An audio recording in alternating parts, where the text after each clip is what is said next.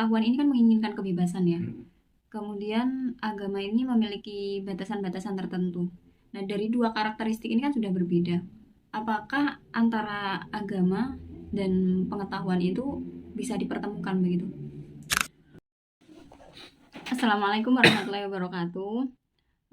Teman-teman, saat ini saya ditemani oleh pengajar filsafat Islam di jaringan aktivis filsafat Islam Nusantara yang dia konsen di filsafat Yunani, filsafat Barat maupun filsafat Islam.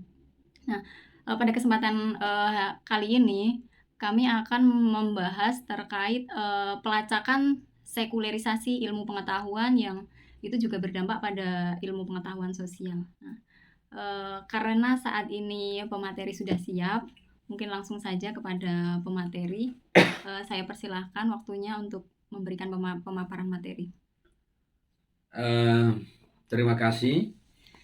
Kita duduk berbincang berkaitan dengan pengetahuan, ya. Dengan tema dari mana munculnya sekularisasi, pemisahan antara agama dan ilmu pengetahuan. Nah, ketika kita melacak sementara pada informasi sejarah pemikiran secara singkat, di mana kita mengenal sumber pemikiran yang utama, yang pertama lah, itu kita kenal dengan dunia Yunani, ya. Orang tidak mungkin melepaskan Yunani dari perkembangan pemikiran saat ini. Karena berpikir itu kan pasti memulai dari informasi yang terdahulu, kemudian kita menemukan pengetahuan baru. Maka mustahil secara pemikiran orang melepaskan Yunani di dalam perkembangan peradaban pemikiran saat ini, baik Eropa maupun dunia Islam. Tetapi yang menarik, yang paling harus kita sorot adalah berkaitan dengan sekularisme itu, pemisahan antara agama dan ilmu pengetahuan itu. Kalau kita melacak Yunani, kita melihat misalnya tokoh-tokohnya seperti Socrates, kita melihat seperti Plato, kita melihat juga seperti Aristoteles. Paling tiga tokoh ini yang paling dikenal, walaupun ada tokoh-tokoh yang lain. Kalau kita melacak Plato, paling tidak ada pemikiran dia yang paling sentral disebut dengan archetype, dunia ketuhanan, keabadian. Pada poros di sini kan ada, artinya bahwa ada pembicaraan tentang Tuhan itu hidup dan dipandang sebagai sesuatu yang mutlak. Kita melihat Aristoteles, dia juga menulis buku yang diberi judul dengan metafisika, atau paling tidak secara umum kita kenal bahwa filsafat atau pemikiran Yunani itu dia pasca fisika, ya. Metafisika itu diberikan sebuah tahapan dia pasca fisika, walaupun kemudian Ibnu Sina memberikan sebuah pandangan berkaitan dengan metafisika yang dia dudukan sebelum fisika. Tetapi kita melihat di Yunani, paling tidak dalam kasus ini, bahwa persoalan metafisika itu adalah persoalan yang memang muncul sejak lama, karena itu berkaitan dengan kegelisahan orang berpikir, kegelisahan orang melihat esensial manusianya, sehingga metafisika dalam sebuah pemikiran dan dalam sebuah kehidupan mustahil dilepaskan dalam aktivitas-aktivitas individu, aktivitas-aktivitas sosialnya. Lantas bergeser kepada masuk kepada dunia Eropa, di mana sebuah lagi-lagi bahwa di Yunani itu adalah sebuah proses sistematika filsafat jalan. Kalau orang berpikir bahwa apakah semua manusia itu berfilsafat secara umum, iya. Bahwa orang punya kegelisahan berpikir, fitrah ingin mengetahui, iya. Tetapi Yunani itu dia mulai membangun sebuah sistematika filsafat yang mulai dibangun sebuah tema-tema pembahasan, struktur metafisikanya, pembahasannya, sehingga kita melihat bahwa Aristoteles dia menyusun sebuah buku logika ya. Dia mulai mentahapkan, dia mulai membangun sebuah pembahasan logika yang itu sistematik. Jadi kalau kita bicara tentang tradisi pemikiran filsafat yang sistematik itu dimulai dari Yunani. Bukan sebelum ya, karena orang sebelumnya itu pasti berpikir, tapi orang berpikir itu kan masih sebatas berpikir yang kemudian orang bisa bertanya tentang kehidupan, orang bisa bertanya tentang apa dan bagaimana dan mau kemana, tetapi sebuah sistematika itu dibangun dalam sebuah tradisi Yunani, atau kita bilang di dalam model tradisi yang sudah mulai tertata rapi ya.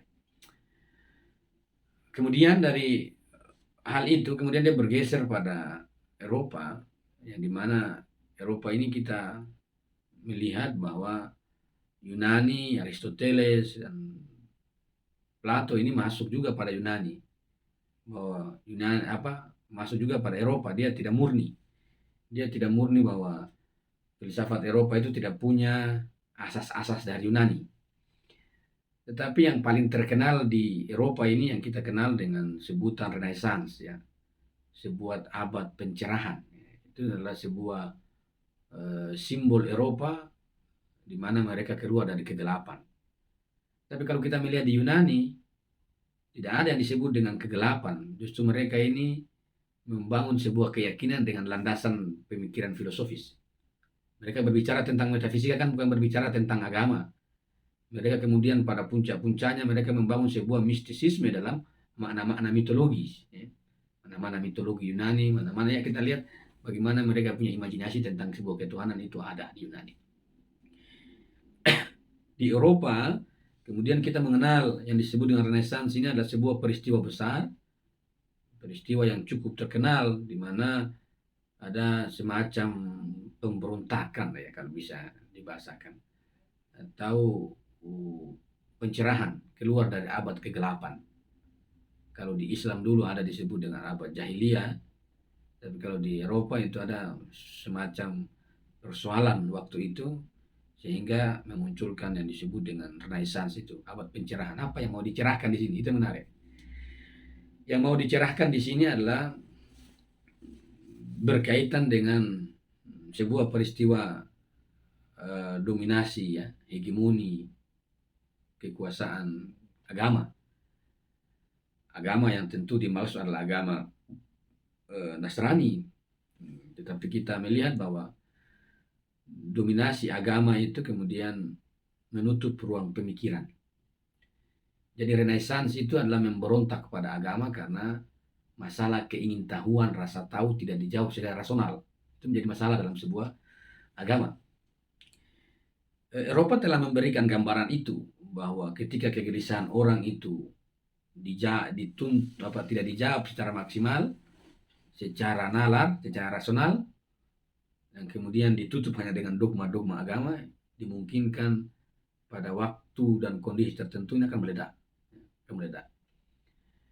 Jadi Renaissance adalah sebuah kemunculan ilmu pengetahuan, mulai dia bersanding dan melawan agama.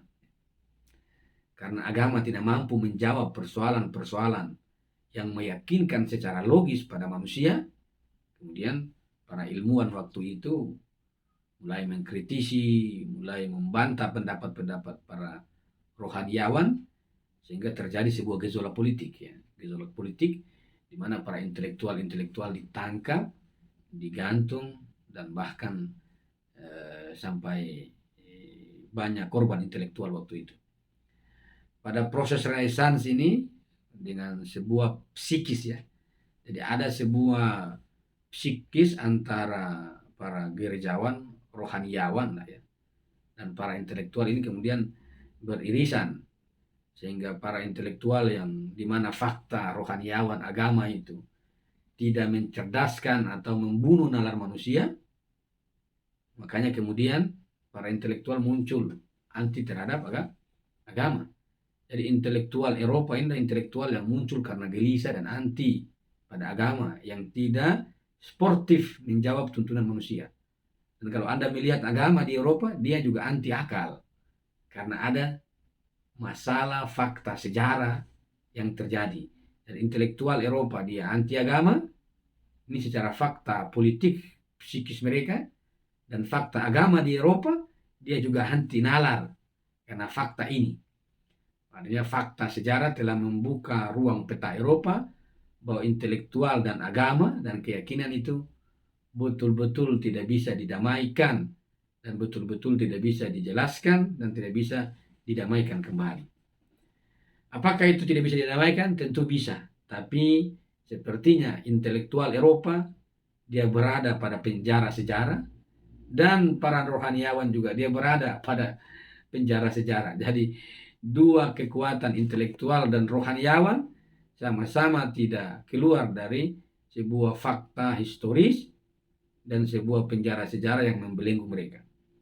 Nah, jadi wajah Eropa pada fase Renaissance itu ini sudah berkaitan dengan sebuah fakta psikis politik lah, kita anggaplah. Karena mereka tidak bisa keluar. Padahal intelektual itu dia harus keluar dari penjara itu, dan rohaniawan dengan spiritualitas dia juga harus keluar. Namun ketidakmampuan mereka keluar dari sekat ini menandakan bukan hanya sekedar politik biasa, tetapi ada psikis politik ya, sehingga mereka terkait secara dalam dan sudah tidak bisa didamaikan secara politik atau fakta pertama. Fakta pertama ini, fakta sejarah ini kemudian tidak berakhir di sini, bahwa gereja, agamawan, rohaniawan membunuh para tokoh-tokoh intelektual mulai dari Galileo dan Galilei, sehingga kemudian muncul juga yang disebut dengan apa? Martin Luther membangun Protestan misalnya ya.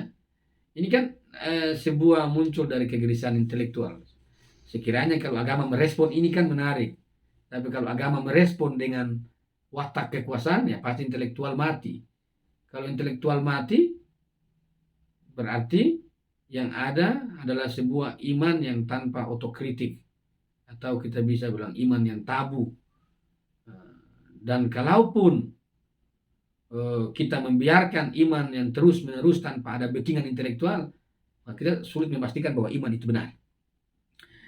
Perkembangan dengan matinya banyak intelektual ya, dari filsafat, matinya para pemikir itu, kemudian dia bergeser pada abad selanjutnya, abad 18-19 ya.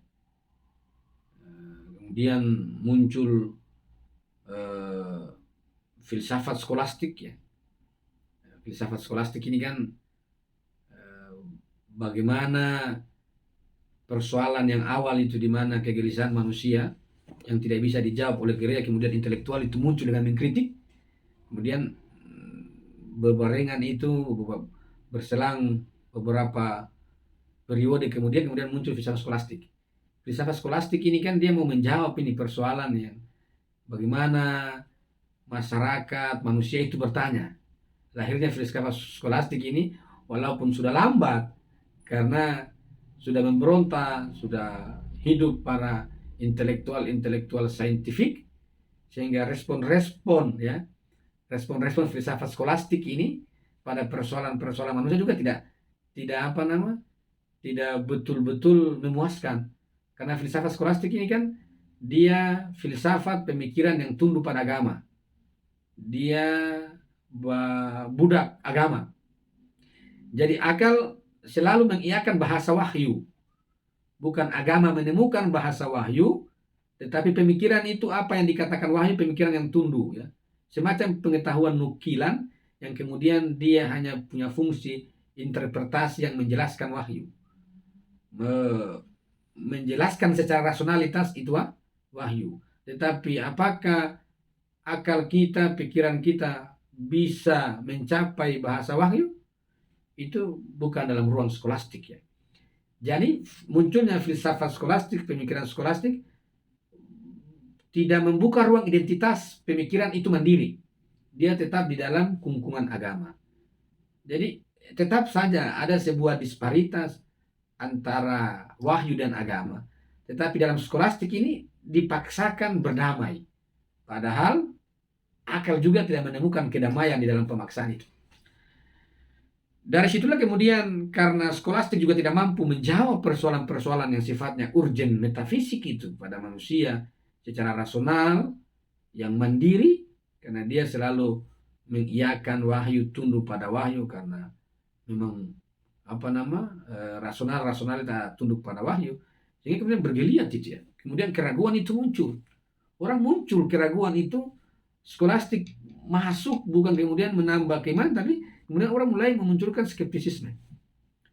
Skeptisisme ini kemudian muncul tokoh untuk menjawab bagaimana agar filsafat pemikiran ini hidup dengan perkembangan di para intelektual yang melawan gereja, dengan pemikiran saintifik mereka, bagaimana Galileo dan Galilei membantah pendapat tentang tata surya gereja, itu membuka bahwa ini perdebatan antara ruang metafisik dan ruang ilmiah.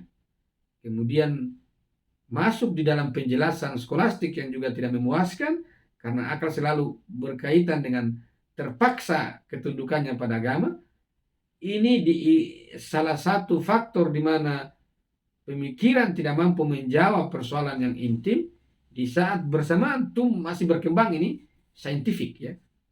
Jadi orang kemudian mendapatkan dilema pada proses kehidupannya. Muncullah kemudian Descartes dengan membangun filsafatnya dengan asas keraguan itu. Cogito ergo sum.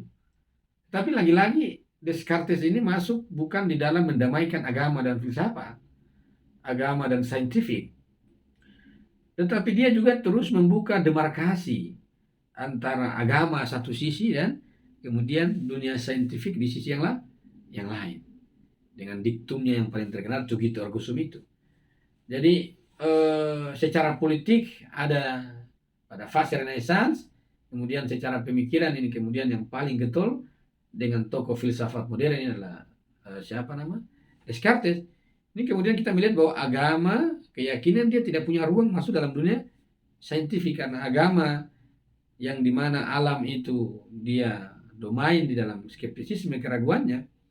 Namun keraguan yang dimaksud itu adalah keraguan berkaitan dengan apapun yang dia pikirkan, dan keimanan adalah sesuatu yang tidak bisa disentuh, sesuatu yang memang given ya, sesuatu yang terberikan dari sana. Maka keyakinan itu tentang kepercayaan tentang sesuatu yang given dan terberikan itu, dia tidak punya ruang dalam ruang saintifik atau ruang sosial atau ruang ilmu pengetahuan. Karena ilmu pengetahuan dan sesuatu yang given ini, keyakinan ini tidak bisa dikaitkan atau tidak bisa dibangun sebuah pertemuan, karena dia sudah berakar pada dua sumber pengetahuan yang berbeda yang tidak punya titik temu. Lantas, apakah persoalan metafisika, persoalan keyakinan berakhir pada dunia sosial itu? Tidak. Masih juga berkaitan dengan Immanuel Kant yang dengan teori magnum opusnya itu dengan penyebutan nomena itu. Ini juga tidak memiliki sebuah ruang bahwa metafisika itu bisa dikaitkan secara paradigmatik, bisa dibangun secara paradigma pada kehidupan kita sehari-hari, sehingga tindakan kita itu bisa berkaitan dengan tindakan-tindakan keyakinan yang punya basis paradigma. Karena dia adalah sesuatu yang nomina, maka keyakinan itu modelnya apa? Keyakinan sebatas keimanan, tingkah laku kita yang sekedar moral-moral, tapi moral-moral yang dibangun bukan moral yang berkaitan dengan paradigma metafisika, tapi itu hanya sekedar intuisi praktis.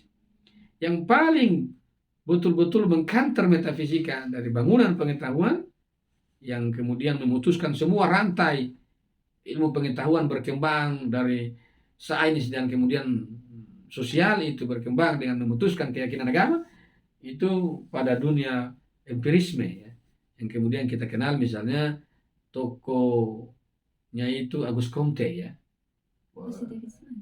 positivistik ya.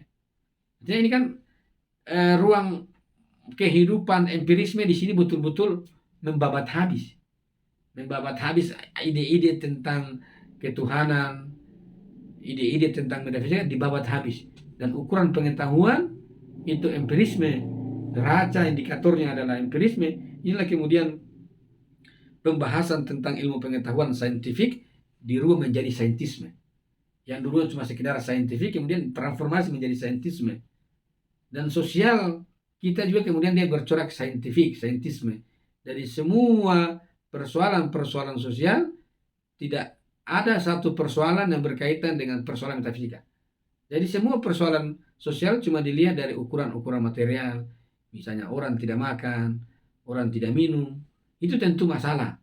Tetapi ada masalah dari puncak masalah yang dijelaskan adalah masalah metafisik ini yang kemudian diputuskan dalam ruang positif, dalam ruang ilmu sosial dan ilmu saintifik yang lain, sehingga metafisika atau keyakinan itu sama sekali dia tidak punya nilai di dalam sebuah paradigma yang utuh berkaitan dengan pengetahuan. Tetapi mereka percaya terhadap Tuhan, itu percaya saja. Tapi kepercayaan itu tidak ada kaitannya dengan basis paradigma. Karena dalam dunia sosial, di dalam dunia aktivitas kehidupan kita, itu kan berkaitan dengan sebuah formulasi paradigma. Bukan sekedar berkaitan dengan keyakinan, Anda meyakini apa itu urusan. Tetapi ketika kita berbicara bagaimana sebuah persoalan ini, apakah persoalan tentang ilmu pengetahuan, persoalan tentang sosial, budaya, politik, ini keluar dari persoalan dan diberikan sebuah daya tawar atau metode, ini ketika kita berbicara tentang bagaimana keyakinan itu berada dalam ruang paradigma. Kalau tidak dari itu, kita tidak menolak bahwa mereka pasti meyakini iman Tuhan secara praktis, tetapi itu tidak akan menjawab persoalan yang ada di sosial. Persoalan di sosial kita hari ini bukan sekedar makan dan minum, tapi yang lebih sublim lagi ada persoalan berkaitan dengan kegelisahan diri spiritual manusia. Ini yang bagaimana cara menjawabnya, wahai para positivistik, membuka ruang itu, karena itu juga fakta dalam sosial kita. Mungkin itu. Silakan moderator kalau ada yang mau ditanyakan. Oke, saya sudah memiliki beberapa catatan. Yang pertama, ini pengetahuan ini kan menginginkan kebebasan ya. Kemudian agama ini memiliki batasan-batasan tertentu. Nah, dari dua karakteristik ini kan sudah berbeda. Apakah antara agama dan pengetahuan itu bisa dipertemukan begitu?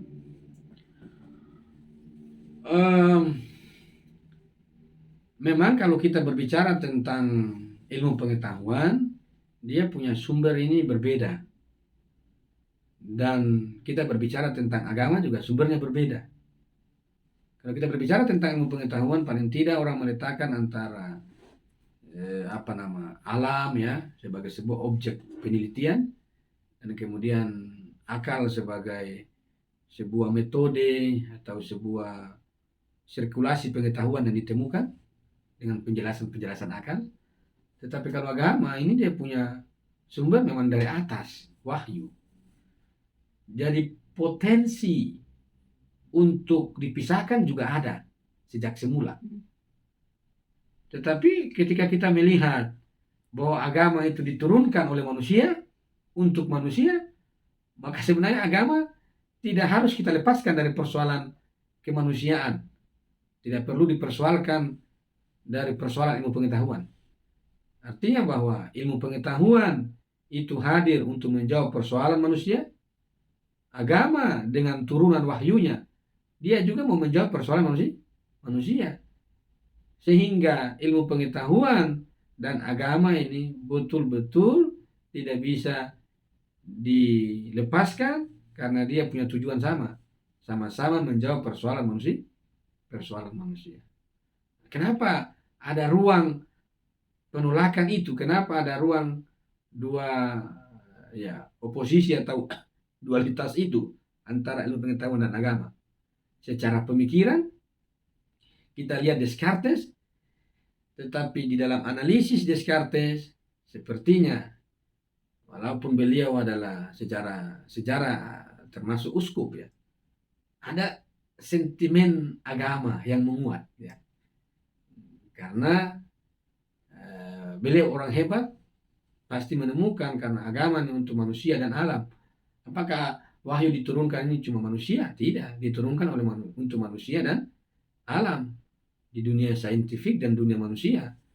Nah, kenapa kemudian dibangun demarkasi yang begini besar, bersenjangan yang tidak terurai hari ini? Dimungkinkan yang paling besar selain faktor intelektual ini bisa didamaikan ketika ada ruang dialog yang begitu intim. Tetapi ketika ruang dialog sudah dibangun dan kemudian masih bersenjangan, kemudian ada faktor yang lain, faktor tendensi dan faktor ketidakterbukaan antara intelektual terhadap agama. Jadi agama hari ini kalau kita tidak sadari, maka agama akan benturan dengan ilmu pengetahuan. Agama dengan doktrin ketuhanannya, doktrin eskatologinya, doktrin hari akhirnya. Ilmu pengetahuan ada berbicara tentang saintifik, dia berbicara tentang manusia, tentang alam semesta. Ketika agama ini tidak dibuka ruang intelektualnya saja, maka agama akan dia menjadi asing bagi manusia. Karena manusia ini bicaranya ilmu pengetahuan murni. Dia tidak berangkat dari sejarah wahyu. Dia bicara dari pengetahuan. Maka agama itu, walaupun dia berdiri, dia bersumber dari wahyu, ketika agama tidak dibuka ruang intelektualnya, agama akan menjadi asing. Walaupun agama ini datang untuk memberikan jawaban, tapi ketika agama ini dia tidak masuk dalam bahasa manusia, agama akan menjadi persoalan bagi manusia. Hari ini kita lihat, banyak orang beragama tapi masalah bagi manusia. Apakah agama yang salah? Mungkin cara memahami agama. Dan apakah ilmu pengetahuan hari ini juga masalah? Apakah ilmu pengetahuan yang salah? Mungkin cara dia memperlakukan ilmu pengetahuan itu juga bermasalah. Dan cara dia memahami agama itu juga yang keliru. Maka agama dan ilmu pengetahuan tidak akan dipertemukan dan bahkan dipisah. Kalau melihat dari sejarah itu kan memang agama sama ilmu pengetahuan itu kan tidak bisa dipertemukan. Misalkan di era kegelapan itu para ilmuwan kan memang dihabisi karena dia ingin mengkritisi agama. Artinya di situ kan tidak ada titik temu begitu. Kemudian ilmu pengetahuan lebih memilih ya sudah lebih baik kita berpisah saja begitu.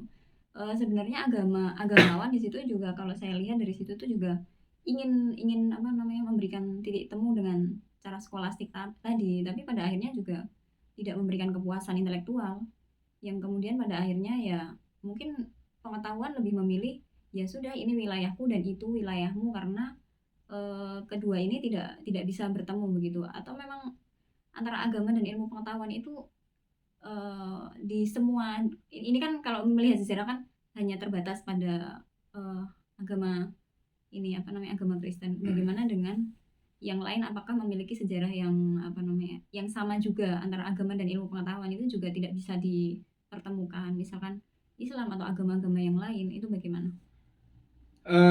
Misalkan di Islam itu juga kan ada Al-Ghazali yang dia yang pada akhirnya dia memilih untuk melampaui filsafat, langsung loncat dari filsafat kemudian masuk ke tasawuf karena dia tidak mampu menyelesaikan problem ketuhanan itu. Kalau kita melihat secara historis memang kita yang paling kuat memang itu kan di Renaissance itu ya. Ada faktor agama yang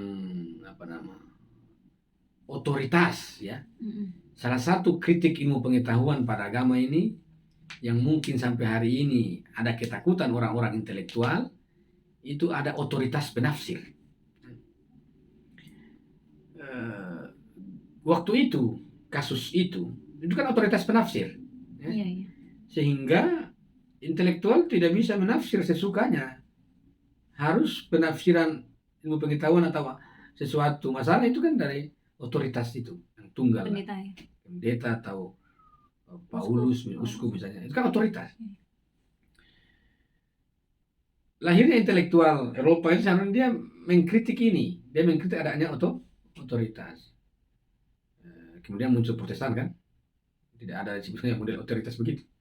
Kalau Katolik kan ada sampai di Roma lah. Berantai dari fakta itu, apakah ini dimungkinkan juga pada agama yang lain? Pada agama yang lain. Kalau kita melihat Islam, dengan sejarah yang jauh ya, dari Nabi Isa ke Nabi Muhammad kan cukup panjang. Eropa ke Islam, walaupun Islam tidak masuk dalam satu ruang sejarah, di mana abad ke-8 di Eropa, abad ke-8 Renaissance di Eropa katanya itu, kedua dari abad ke-8, itu di Islam itu pertumbuhan ilmu pengetahuan sangat pesat. Itu pada abad berapa itu? Abad 19 ya, abad 19, yang dimana Renaissance terjadi di Eropa. Itu di belahan dunia timur Islam itu tidak ada masalah itu. Perkembangan pengetahuan sangat besar, peradaban Islam masih hidup. Maksudnya di Eropa terjadi Dark Age, kemudian di Islam malah sebaliknya. Sebaliknya. Makanya tidak itu ada. Siapa tokohnya waktu itu? Saya lupa siapa itu. Artinya bahwa istilah Renaissance ini cuma di Eropa. Renaissance itu kan maknanya lawan agama ya, kritik sama agama, karena disebabkan oleh otoritas agamawan itu, gereja ya, menutup ilmu pengetahuan. Lah Islam ini apakah ada? Dia punya dasarnya juga jelas, perkataannya adalah menuntut ilmu, menghidupkan akal, orang-orang yang berilmu akan diangkat derajatnya. Maka seharusnya secara teoritis akal atau keimanan dan ilmu pengetahuan dalam ruang Islam itu ada terjalin. Ini karena didukung oleh pandangan dunia tauhid, monoteisme, yang doktrinnya bahwa semua bermakna kesatuan, tidak ada disebut dengan oposisi. Tapi apakah hari ini Islam juga mengalami yang sama? Secara fakta iya, tapi secara ajaran agama tidak. Tapi dalam fakta orang beragama, dualisme antara agama dan kehidupan sosial dan ilmu pengetahuan itu ada. Dari mana itu? Satu, orang mulai mengkritik ilmu pengetahuan, membatasi akal, baik dalam pemikiran sofistik misalnya, atau para teolog, para kalam juga mengkritik bagaimana membatasi peran akal. Jadi sebenarnya persoalan keimanan dan ilmu pengetahuan dan kehidupan manusia itu tidak bisa tidak bisa bersama. Itu ada pada apakah mereka menerima akal apa tidak. Ini persoalan penting. Kita melihat Al-Ghazali, apakah dia menolak akal? Tidak. Imam Al-Ghazali dia menerima akal. Tapi kenapa dia bisa berpindah begitu kuat pada ajaran-ajaran sofistik atau tasawuf? Yang dia tolak adalah kedudukan akal. Kita semua menerima akal, semua orang terima akal tuh. Tetapi persoalan yang fundamental bukan sekedar orang menerima akal. Persoalan yang paling fundamental adalah bagaimana mereka melihat kedudukan akal yang mereka terima. Ini persoalan kenapa agama, keyakinan, dan ilmu pengetahuan apapun tidak ketemu. Kedudukan akal di situ seharusnya seperti apa? Kedudukan akal di dalam pemikiran, apakah dia dijadikan poros, bisa menyelesaikan persoalan metafisika, bisa menemukan metafisika apa tidak? Oke, tapi kan pada akhirnya Al-Ghazali kan dia tidak menemukan itu. Ya, berarti dia melihat bahwa akal ini tidak memiliki kedudukan sampai pada batas itu. Bahwa akal tidak bisa menjadi sebuah pusat lokus untuk memasuki ruang metafisika, menemukan ruang metafisika, menjelaskan metafisika. Tetapi apakah dia menerima akal? Dia menerima bagaimana berpikir kita secara logis, iya.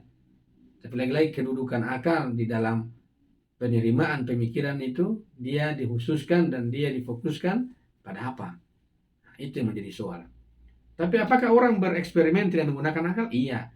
Itu kan akal yang digunakan pada hal-hal ilmiah. Tetapi ada akal yang tidak digunakan pada ruang metafisika. Itu yang saya maksud, bahwa orang menerima akal namun tidak menerima kedudukan akal pada semua lingkup ilmu pengetahuan. Itu menjadi persoalan. Di situ maksudnya akal mampu mencapai sesuatu yang mutlak tadi ya. Iya, metafisika. Metafisika tadi ya. Dia bisa menemukan itu. Itu saya bilang bahwa bahwa akal diterima, tetapi kedudukan akal itu ketika tidak diterima, dia menerima keberadaan akal, tapi kedudukannya sebagai apa? Nah, itu dia tidak menerima secara total. Dia cuma menerima sebagian. Dan sebagian itu berkaitan dengan alam. Nah, sebagaimana dengan dunia metafisika. Kemudian larilah pada orang-orang yang melamun, orang-orang yang menyendiri, orang-orang yang membangun sugesti diri agar tidak ragu-ragu lagi. Itu karena persoalannya di situ. Mungkin kalau saya memberi catatan di Eropa ini kegelisahan dia itu tidak terjawab, kemudian dia lari kepada positivistik, ilmu yang ilmiah gitu. Akan tetapi Al-Ghazali di sini malah sebaliknya ya. Dia di fase kegelisahan itu Dia lari ke sufi yang pada akhirnya di Eropa ini kemajuan ilmu pengetahuan itu sangat pesat sekali, sedangkan di dunia Islam bukankah itu malah sebaliknya, terjadi kekosongan begitu, karena masuknya ilmu pengetahuan itu kan ya melalui pemikiran, melalui filsafat, sedangkan Al-Ghazali sendiri kan dia juga tidak juga menulis tentang buku Tahafut al-Falasifah tuh. Iya. Artinya di dunia Islam itu bukankah ketika Anda mengatakan di dunia Islam mengalami kemajuan, tapi di Eropa sebaliknya. Tapi pada analisis saya, menurut saya itu malah ya sama saja, di Islam juga terjadi kemunduran, di Eropa juga mengalami kemunduran. Kalau kita melihat Islam abad-abad pertama misalnya, siapa yang menemukan matematika? Al-Jabar. Siapa yang kemudian menemukan Al-Jabar, panti yang terkenal kan Al-Jabar ya, dalam sains peradaban Islam itu. Generasi-generasi pertama. Itu kan mereka bagaimana membicarakan alam semesta dengan sebuah pandangan ketuhanan kan terjadi. Mereka meneliti secara saintifik, tapi penelitian mereka secara saintifik itu untuk menemukan bahwa ruang metafisika dan keimanan itu tumbuh dalam ruang penelitian itu. Jadi mungkin itu tumbuh karena tidak ada gesekan antara pengetahuan yang diperoleh sama doktrin Islam gitu, misalkan keyakinan Islam terkait apa. Kalau di gereja tadi memang ada ada pertentangan, sehingga ada gesekan begitu. Ilmu pengetahuan di Kristen tidak hidup karena ada perbedaan keyakinan.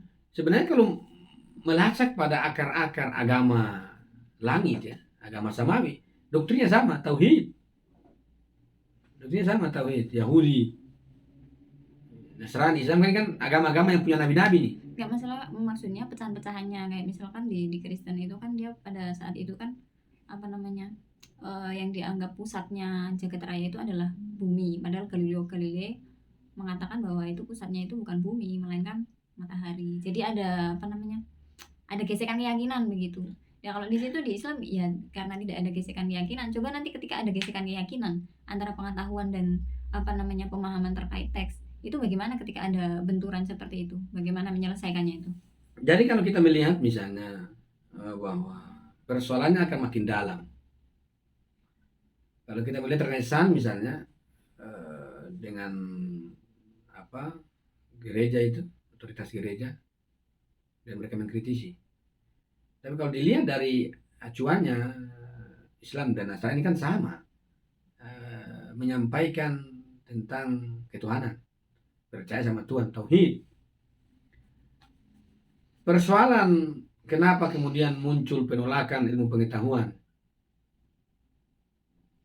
di Islam, kemudian sejauh yang awal-awal generasi-generasi Islam pertama itu menimbulkan dunia saintifik ya, dan tidak orang harus membaca tradisi pendidikan Imam Ja'far Shadiq. Itu penting karena beliau abad ke-6 Masehi itu yang kemudian menghimpun, membangun sebuah ritual tradisi pendidikan, kemudian mengajarkan murid-muridnya, sampai ada yang ahli kimia, ahli fisika. Itu perlu bisa dilacak murid-muridnya. Itu bisa dilacak ya di dalam buku.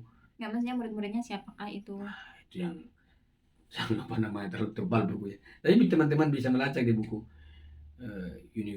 Universitas Imam Ja'far Shadiq di abad-abad ke-6 yang di semasa Imam Hanafi, Imam Maliki ya, di masa-masa itu betul-betul pengetahuan itu berkembang tanpa dikotomi.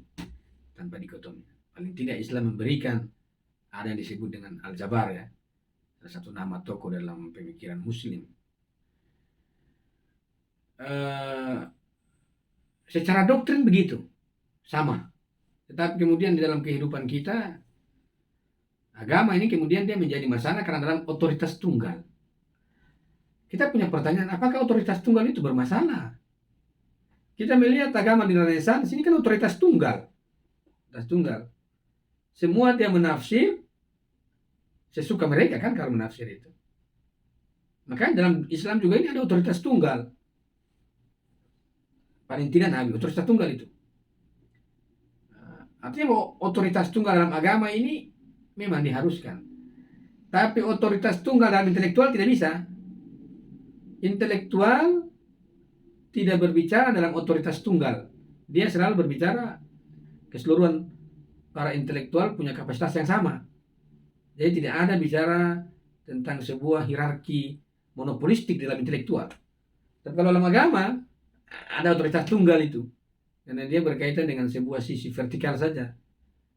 Jadi orang-orang mengkritik otoritas tunggal paling tidak pada fakta Renaissance itu, persoalan kita lebih ke dalam. Kenapa bisa otoritas tunggal itu dikritik? Karena itu ruang agama. Kenapa intelektual mengkritik? Ini menjadi masalah yang perlu dilacak. Kenapa?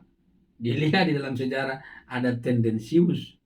Lagi-lagi ada persoalan hasrat yang muncul dalam otoritas tunggal itu. Sehingga hegemoni dominasi itu menjadi masalah di dalam implementasi agama.